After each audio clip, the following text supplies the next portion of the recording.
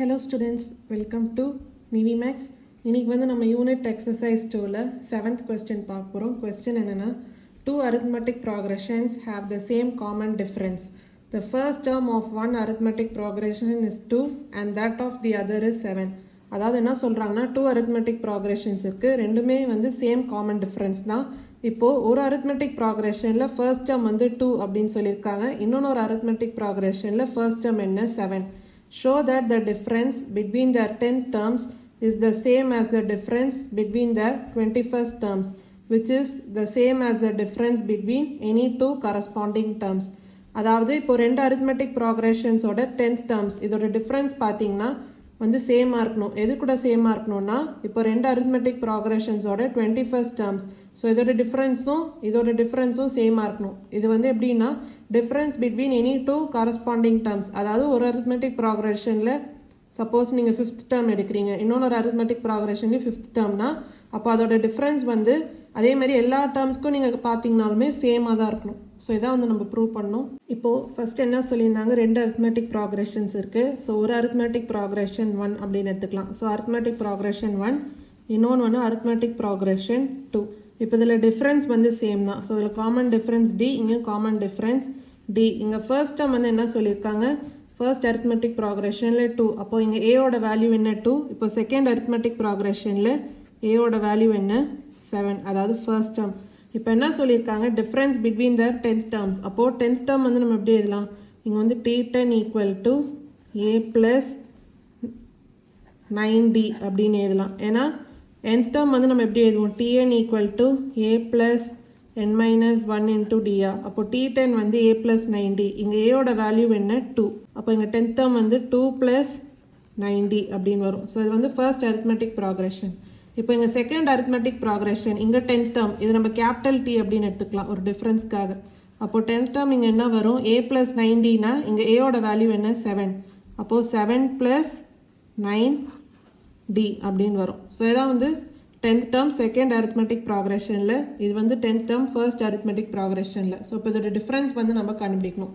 இப்போ நம்ம capital T இந்த 10th term minus small t இந்த 10th term, இது வந்து நம்ம சப்ராக்ட் பண்ணலாம். இதோட வேல்யூ என்ன 7 ப்ளஸ் 9D. இல்லைன்னா நீங்கள் இதை ஃபர்ஸ்ட்டாக எழுதி இது செகண்டாக எழுதியும் நீங்கள் சப்ராக்ட் பண்ணலாம். மைனஸ் இப்போ ஃபர்ஸ்ட் arithmetic progressionோட 10th term அதோட வேல்யூ என்ன 2 ப்ளஸ் 9D. ஸோ சப்ராக்ட் பண்ணிங்கன்னா 7 மைனஸ் 2 என்ன 5, 9D மைனஸ் 9D வந்து 0 தான். அப்போ டிஃப்ரென்ஸ் வந்து இங்கே என்ன 5. அடுத்து ரெண்டு arithmetic progressionsோட 21st terms வந்து கண்டுபிடிச்சா அது வந்து நம்ம டிஃப்ரென்ஸ் வந்து கண்டுபிடிக்கணும். இப்போ ஃபர்ஸ்ட் arithmetic progressionல 21st term அதாவது T21 நம்ம எப்படி எழுதுவோம், ஏ ப்ளஸ் 20D அப்படின்னு எழுதுவோமா. இங்கே ஏயோட வேல்யூ என்ன 2. அப்போ 2 ப்ளஸ் 20D. ஸோ இதான் வந்து ஃபர்ஸ்ட் arithmetic progressionோட 21st term. இப்போ செகண்ட் arithmetic progression இதோட 21st term என்ன வரும், சப்போஸ் ஏ ப்ளஸ் 20Dனா இங்கே ஏயோட வேல்யூ என்ன 7. அப்போது 7 ப்ளஸ் 20D. இப்போது இதோட டிஃப்ரென்ஸ் வந்து கண்டுபிடிக்கலாம். அப்போது capital T21 minus small t21. இப்போது இந்த செகண்ட் arithmetic progressionோட 21st term என்ன 7 ப்ளஸ் 20D மைனஸ் இப்போ ஃபர்ஸ்ட் arithmetic progressionோட 21st term என்ன 2 ப்ளஸ் 20D. இப்போ நீங்கள் சப்ராக்ட் பண்ணிங்கன்னா 7 மைனஸ் 2 என்ன 5, 20D மைனஸ் 20D என்ன 0 தான். அப்போ டிஃப்ரென்ஸ் என்ன 5. இப்போ பார்த்தீங்கன்னா நம்ம 10th termோட டிஃப்ரென்ஸ் கண்டுபிடிச்சோம் 5, அதே மாதிரி 21st termோட டிஃப்ரென்ஸ் கண்டுபிடிச்சோம் 5. இப்போ பார்த்தீங்கன்னா டிஃப்ரென்ஸ் வந்து சேமாக இருக்குது. இப்போ நம்மளை என்ன ப்ரூவ் பண்ண சொல்லியிருந்தாங்கன்னா, இப்போ ரெண்டு arithmetic progressionல எந்த கரஸ்பாண்டிங் டேர்ம் எடுத்து அதோட டிஃப்ரென்ஸ் எடுத்தாலுமே அது வந்து உங்களுக்கு சேமாக தான் இருக்கும். அதாவது சப்போஸ் நீங்கள் 5th term எடுத்தாலும் இல்லை 6th term எந்த டேர்ம் எடுத்தாலும் அதோட டிஃப்ரென்ஸ் நீங்கள் கண்டுபிடிக்கிறீங்கன்னா எல்லா டிஃப்ரென்ஸுமே வந்து சேமாக தான் இருக்கும். ஸோ அதான் வந்து நம்ம ப்ரூவ் பண்ணோம். அப்போ ஜென்ரலாகவும் எடுக்கலாம். அப்போது இங்கே ஜென்ரலாக nth term வந்து உங்களுக்கு என்ன வரும், ஃபர்ஸ்ட் arithmetic progressionல ஏ ப்ளஸ்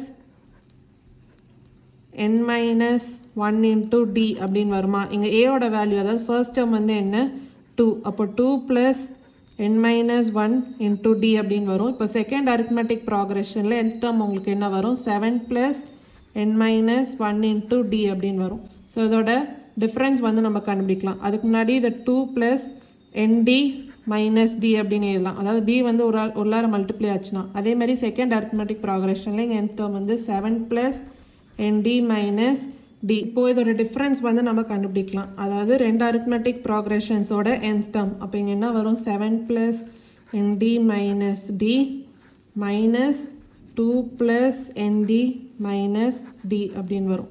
அப்போ இது என்ன வரும் 7 + nd - d மைனஸ் உள்ளார போச்சுன்னா -2 - nd + d அப்படின்னு வருமா.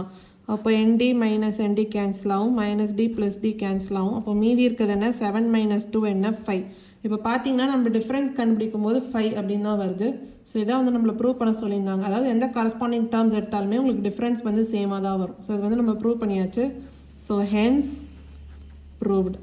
இதான் வந்து 7th கொஸ்டினோட சொல்யூஷன். இப்போது நம்ம 8th கொஸ்டின் பார்க்கலாம்.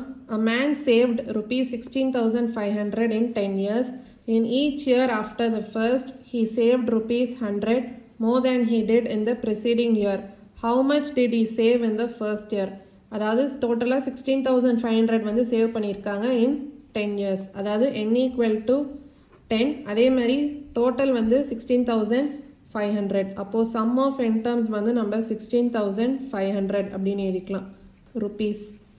In each year after the first, he saved ₹100 more than he did in the preceding year.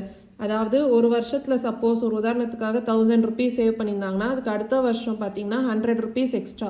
அப்போது 1100 அப்படின்னு வருமா. ஸோ அந்த மாதிரி ₹100 வந்து அடுத்தடுத்த வருஷம் வந்து எக்ஸ்ட்ராவாக சேவ் பண்ணுறாங்க. ஸோ அப்போ அங்கே டிஃப்ரென்ஸ் வந்து என்ன சொல்லியிருக்காங்க 100. How much did he save in the first year? அப்போது ஃபர்ஸ்ட் இயரில் வந்து அவங்க எவ்வளோ சேவ் பண்ணியிருப்பாங்க, அதாவது ஃபர்ஸ்ட் டேர்ம் வந்து நம்ம கண்டுபிடிக்கணும். இப்போது sum up to n terms. So அதோட ஃபார்முலா வந்து நீங்கள் எப்படி எழுதுவீங்க n/2 into 2a plus n minus 1 into d. இது ஆக்சுவலி ஒரு அரித்மெட்டிக் ப்ராக்ரெஷன் மாதிரி போகும். ஏன்னா காமன் டிஃப்ரென்ஸ் என்ன 100 எக்ஸ்ட்ராவாக வருஷம் ஏற சேவ் பண்ணிக்கிட்டே இருக்காங்க. ஸோ அதனால தான் அரித்மெட்டிக் ப்ராக்ரெஷன் இது. அப்போது sum up to n termsோட ஃபார்முலா என்ன நம்ம பார்த்துட்டோம். இப்போது இதில் என்னோட வேல்யூ என்ன 10. அப்போது sum up to 10 terms equal to 10/2 into 2a ஓட வேல்யூ தான் நம்ம கண்டுபிடிக்கணும். அப்போ 2a plus n minus 1. அப்போ 10 minus 1 என்ன 9. 9 into d ஓட வேல்யூ என்ன 100. இப்போது sum up to n terms இதோட வேல்யூ வந்து நம்மளுக்கு தெரியும், அதாவது 16,500. அதை நம்ம சப்ஸ்டியூட் பண்ணிக்கலாம். அப்போ 16,500 equal to 10/2 என்ன 5. அப்போ 5 into 2a plus 9 into 100 வந்து 900. இப்போது இதை நம்ம சால்வ் பண்ணலாம். அப்போது 16,500 equal to 5 உள்ளார மல்டிப்ளை ஆச்சுன்னா 5 into 2a என்ன 10a plus 5 into 900 வந்து 4,500. அப்போது 10a வந்து என்ன வரும் 16,500 minus 4,500. ஏன்னா 4,500 அந்த சைட் போச்சுன்னா மைனஸ். அப்போது 16,500 minus 4,500 எவ்வளோ 12,000. அப்போது 10a equal to 12,000. அப்போது a ஓட வேல்யூ என்ன வரும் 12,000 divided by 10. அது வந்து என்ன 1,200. ஸோ a ஓட வேல்யூ 1,200, அதாவது ஃபர்ஸ்ட் டேர்ம். அப்போது amount saved in first year வந்து எவ்வளோ 1,200 rupees. அப்போ amount saved in first year equal to ₹1,200. So இதான் வந்து 8th கொஸ்டினோட ஆன்சர். ஏதாவது டவுட்ஸ் இருந்தால் கமெண்ட் செக்ஷனில் கேளுங்க.